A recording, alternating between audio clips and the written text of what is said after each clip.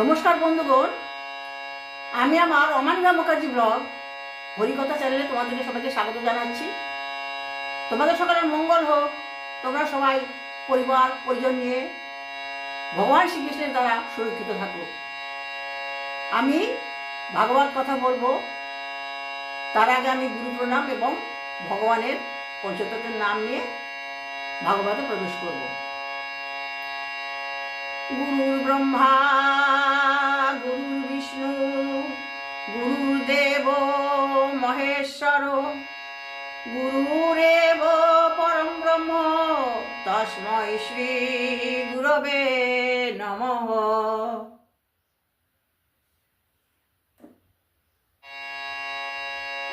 অখণ্ড মণ্ডলাকারং ব্যাপ্তবেন চরাচরং তৎপদং দর্শিতং येन তস্मै শ্রী গুরবে নমঃ। অজ্ঞানতিমিরান্ধস্য জ্ঞানাঞ্জনশলাকয়া চক্ষুरुन्मिलितं येन তস্मै শ্রী গুরবে নমঃ। অসতমা সদ্গময় তমসোমা জ্যোতির্গময় মৃত্যুমামৃতঙ্গময় শান্তি শান্তি শান্তি। জয় শ্রীকৃষ্ণ চৈতন্য প্রভু নিত্যানন্দ শ্রী অদ্বৈত গদাধর শ্রীবাসাদি গৌর ভক্তবৃন্দ। জয় শ্রীকৃষ্ণ চৈতন্য প্রভু নিত্যানন্দ শ্রী অদ্বৈত গদাধর শ্রীবাসাদি গৌর ভক্তবৃন্দ। জয় শ্রীকৃষ্ণ চৈতন্য প্রভু নিত্যানন্দ শ্রী অদ্বৈত গদাধর শ্রীবাসাদি গৌর ভক্তবৃন্দ। হরে কৃষ্ণ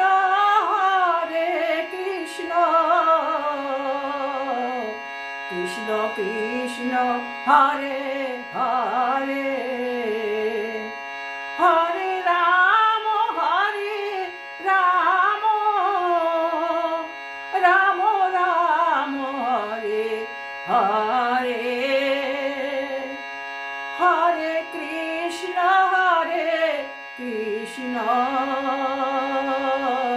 কৃষ্ণ কৃষ্ণ হরে হরে। নমস্কার বন্ধুগণ, আমি এখন ভাগবত কথা বলবো। আমি আগের দিন বর্ণনা করেছিলাম ভগবান শ্রীকৃষ্ণ সুদামা ব্রাহ্মণকে আশীর্বাদ করলেন। সুদামা ব্রাহ্মণ তো তার স্ত্রীর কথা মতো একটু তিন মুষ্টি চিড়ে নিয়ে ভগবান শ্রীকৃষ্ণের কাছে সঙ্গে দেখা করতে গেলেন। সেখানে ভগবানের সঙ্গে দেখা হলো। ভগবান তাকে পালঙ্কে শোয়ালেন, তাকে পাদঅর্ঘ্য দিলেন, তার পাদধৌত করলেন, তার পাদধৌত জল মস্তকে ধারণ করলেন এবং তাকে বসিয়ে তাকে উপাদেয় আহার্য প্রদান করলেন এবং মহারানী রুক্মিণী তাকে চামর ব্যজন করলেন। এইভাবে ভগবান শ্রীকৃষ্ণ তার সখা সুদামাকে আলিঙ্গন করলেন। কিন্তু সুদামা এইভাবে ভগবানের কাছে তার এত পরিচর্যা এবং ভালোবাসা এবং আলিঙ্গন পেয়ে সুদামা সব ভুলে গেলেন এবং তিনি যে জন্য এসেছিলেন সে কথা মনে রাখতে পারলেন না। তারপর ভগবান তাকে আশীর্বাদ করলেন। তিনি সেই আশীর্বাদ মাথায় নিয়ে আবার তার বাড়ির উদ্দেশ্যে যাত্রা করলেন। ব্রাহ্মণ সুদামা যাত্রা করতে করতে শুধু একটা কথাই মনে হচ্ছিল, ভগবান শ্রীকৃষ্ণের কথা। তার ভগবানের শ্রীকৃষ্ণের কথা মনে পড়ে তার শরীরে রোমাঞ্চ পুলকিত হচ্ছিল। সে সবসময় তার কথা চিন্তা করতে করতে এই যে রাস্তার তার কোনো ক্লেশ হয়নি। এরপরে তিনি তার বাড়িতে প্রবেশ করলেন।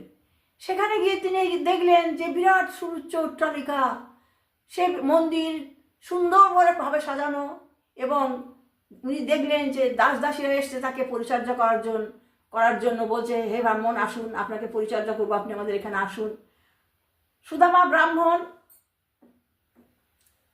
ব্রাহ্মণ অবাক হয়ে গেলেন, এরা কারা?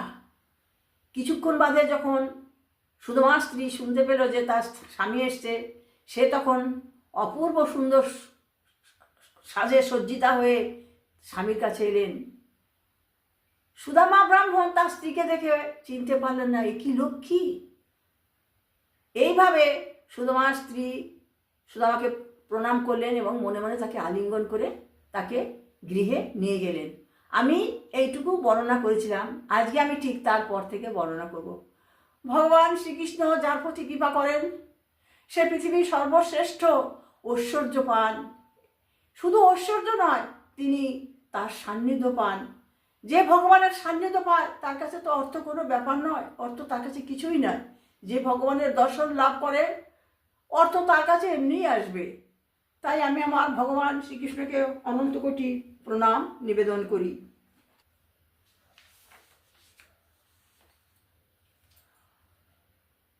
ভগবান সুদামাকে পরম আশীর্বাদ দিয়েছিলেন এবং তিনি শুভাকাঙ্ক্ষী ভক্তের ক্ষুদ্র সেবা গ্রহণ করেছিলেন। যে এক মুষ্টি চিরা তিনি সেটা গ্রহণ করেছিলেন এবং শুধু গ্রহণ করেননি, প্রীতির সঙ্গে গ্রহণ করেছিলেন। ভগবান সুদামাকে আশীর্বাদ করলেন, কিন্তু সুদামা কিছু চাওয়ার মাঝেই ছিলেন। সে তার সমস্ত আসক্তি ত্যাগ করে ঈশ্বরে নিজেকে নিবেদন করেছিলেন। কিন্তু ভগবান শ্রীকৃষ্ণ তার সেই এক মুষ্টি চিড়ে গ্রহণ করেছিলেন এবং শুধু গ্রহণ করেনি, পরম তৃপ্তির সঙ্গে গ্রহণ করেছিলেন। ভগবান হচ্ছেন সকল চিন্ময় গুণাবলীর পরম আধার স্বরূপ। ভগবান হচ্ছেন সমস্ত চিন্ময় গুণাবলীর আধার স্বরূপ। জন্মে জন্মে আমি যেন প্রেম, সখ্যতা, মৈত্রী দ্বারা তার সেবা করতে পারি এবং ভক্তবৃন্দের মূল্যবান সঙ্গের দ্বারা তার জন্য এক দৃঢ় আসক্তির অনুসরণ করতে পারি। এবার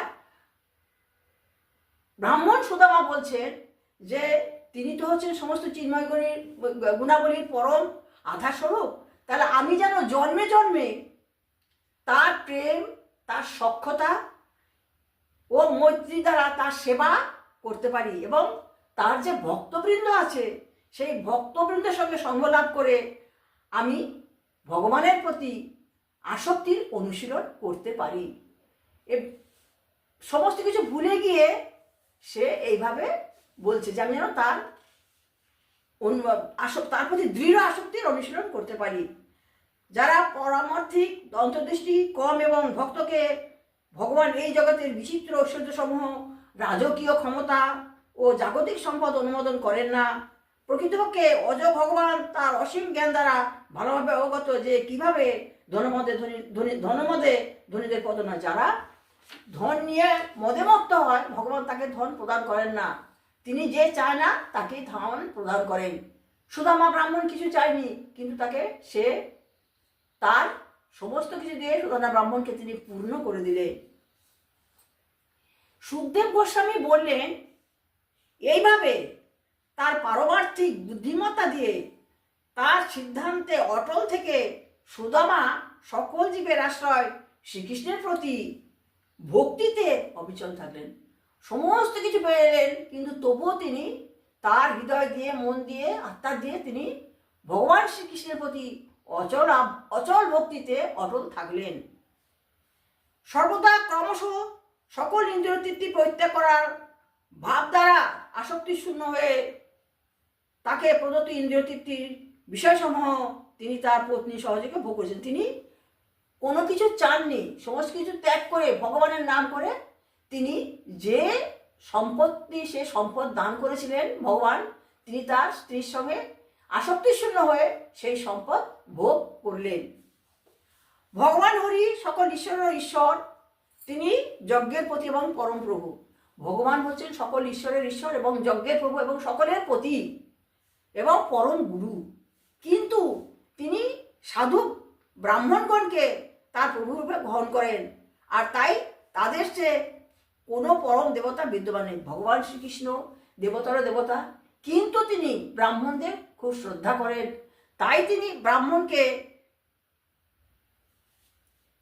তার প্রভুরূপে গ্রহণ করেন, আর তাই তার চেয়ে পরম দেবতা বিদ্যমান নেই। তিনি ভগবান শ্রীকৃষ্ণ ব্রাহ্মণকে খুব শ্রদ্ধা করেন। তিনি বলেছেন, ব্রাহ্মণকে তোমরা ব্রাহ্মণ ভোজন করাও, ব্রাহ্মণের মুখ দিয়ে আমি সমস্ত ভোজন করি। ব্রাহ্মণকে উনি অতি উচ্চ স্থান দিয়েছেন। অপরাজয় হওয়া সত্ত্বেও কিভাবে ভগবান তার নিজ বৃত্ততে তারা বিজিত হন তা দর্শন করে ভগবানের প্রিয় সখা ব্রাহ্মণ সখা নিরন্তর ভগবানের ধ্যানবেগ দ্বারা তার হৃদয় মধ্যস্থ জড়াশক্তির অবশিষ্ট বন্ধন সমূহ ছিন্ন করতে মনস্থ করলেন। ভগবান দেখলেন যে সে ভগবানকে দর্শন করে আসার পর সে ভাবলেন যে এই যে বৃত্ততে দ্বারা বিজিত কী করে হন তিনি, এবং তিনি শ্রীকৃষ্ণের পরম সখা।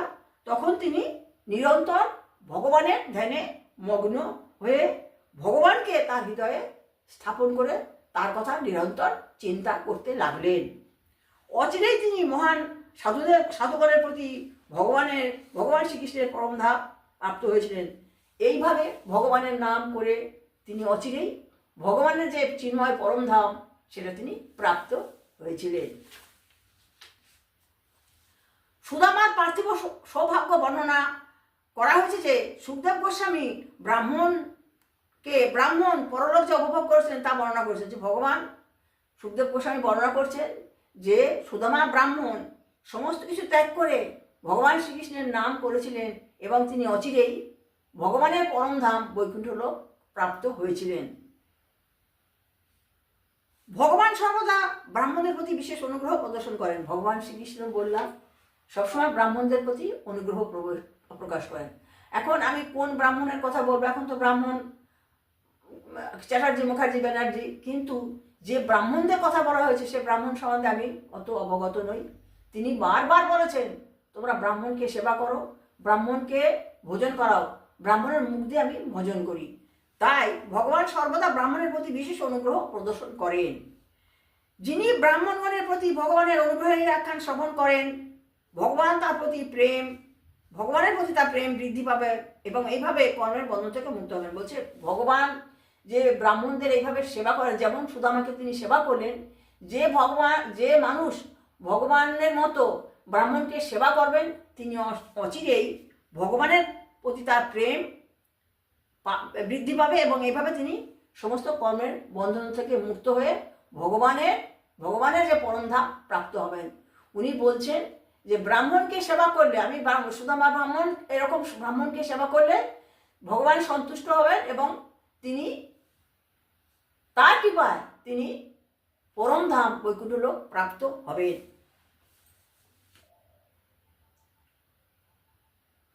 ভগবান শ্রীকৃষ্ণকে ভাগবতে বলা হয়েছে ব্রাহ্মণদের উপাস্য। এই জন্য যিনি নিজেকে পরমেশ্বর ভগবানের পাদপদ্মে পূর্ণ শরণাগত হয়েছেন, ইতিমধ্যেই তিনি ব্রাহ্মণদের পদপ্রাপ্ত হয়েছেন বলে বুঝতে হবে। ব্রাহ্মণত্ব প্রাপ্তি না হওয়া পর্যন্ত কেউ পরম ব্রহ্ম ভগবান শ্রীকৃষ্ণের শরণাগত হতে পারেন না। কৃষ্ণ বিশেষভাবে ভক্তের দুর্গতি নাশ করেন এবং শুদ্ধ ভক্তের তিনি একমাত্র আশ্রয়। ভগবান শ্রীকৃষ্ণ কে যে ভজনা করবেন তিনি ভগবান শ্রীকৃষ্ণের পরম আত্মীয় হবেন। ভগবান শ্রীকৃষ্ণকে মন প্রাণ হৃদয় দিয়ে অনুভব করতে হবে। আমরা আমাদের হৃদয় দিয়ে আমরা পাই না, কারণ আমাদের সে বিশ্বাস আছে, কিন্তু আমাদের জাগতিক দিক থেকে আমরা দুর্বল, আমরা করতে পারি না। ভগবানকে যে ভালোবাসে ভগবান তাকে তার অনুগত করে রাখবেন। তাই সুদামা ভগবানের প্রতি এত অবিচল ভক্তি ছিল, যার ফলে তিনি ভগবানের কাছে গিয়েছিলেন সম্পদ চাইতে। তিনি ভগবানের প্রতি ভক্তিতে অবিচল হয়ে যখন এলেন তখন তার কিছু চাওয়ার ছিল না, কিন্তু ভগবান তাকে সমস্ত কিছু দান করলেন। বাড়িতে এসে তিনি রাজৈশ্বর্য দর্শন করে মুগ্ধ হলেন, কিন্তু রাজৈশ্বর্য পেয়ে তিনি ভগবানকে বলেননি।